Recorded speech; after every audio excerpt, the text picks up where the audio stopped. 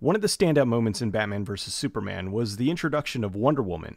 I thought it was a great way to bring in the character and really loved her theme music. So ever since that moment, I've been eagerly awaiting the Wonder Woman solo movie.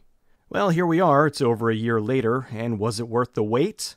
Yes. Definitely yes. This is now the fourth movie in the DC Extended Universe, and while the previous three were pretty polarizing, I think that even folks that don't like the DC movies are going to like this. The movie's another superhero origin film, but it does it so well that it doesn't get bogged down like a lot of them do. Also, this being the first theatrical Wonder Woman movie, they did need to introduce the character to an audience that probably knows very little about her, or only knows her from the TV show.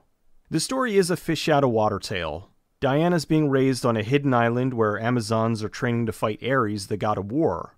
She has to leave the island when she discovers the Great War is going on in the outside world, and she goes to stop it.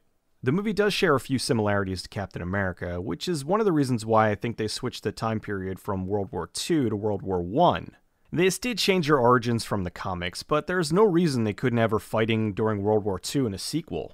Gal Gadot was outstanding. I know going in some folks were leery about her, but I thought she was great in the lead.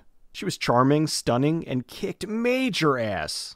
Being that this was the character's first time off the island, they did a wonderful job of showcasing her as naive, but not stupid. She was understanding the new world with curiosity and had an overwhelming rush of emotions whenever something didn't make sense to her. In essence, we got to see the character grow and become the hero she was meant to be, without making her this flawless goddess.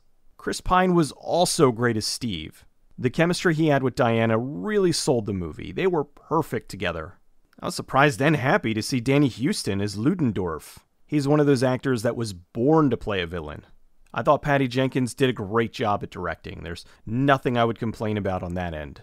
There was a decent amount of comedy, but it never felt forced or out of place. It's definitely the most lighthearted of the DC films, but that doesn't mean it's not serious. In fact, there's some downright dark moments in the film that I wasn't expecting, which made them all the more effective.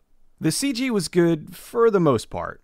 I would have preferred less, but I've kind of made peace with the fact that this is just how movies are going to look now.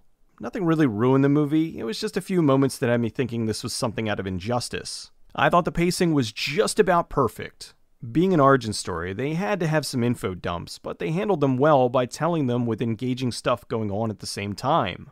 Never dragged or was dull, which is hard to pull off for a 151-minute movie.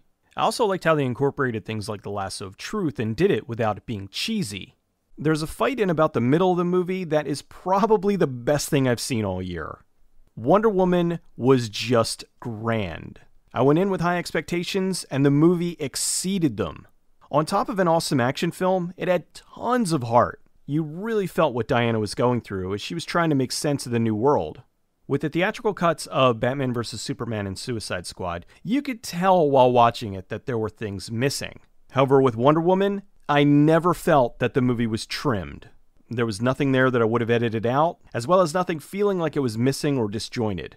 I think Warner Brothers actually got the message and didn't meddle with the movie, just let the theatrical cut be the correct cut of the film. I absolutely loved Wonder Woman. While this isn't the first female-fronted superhero film, it is by far the best.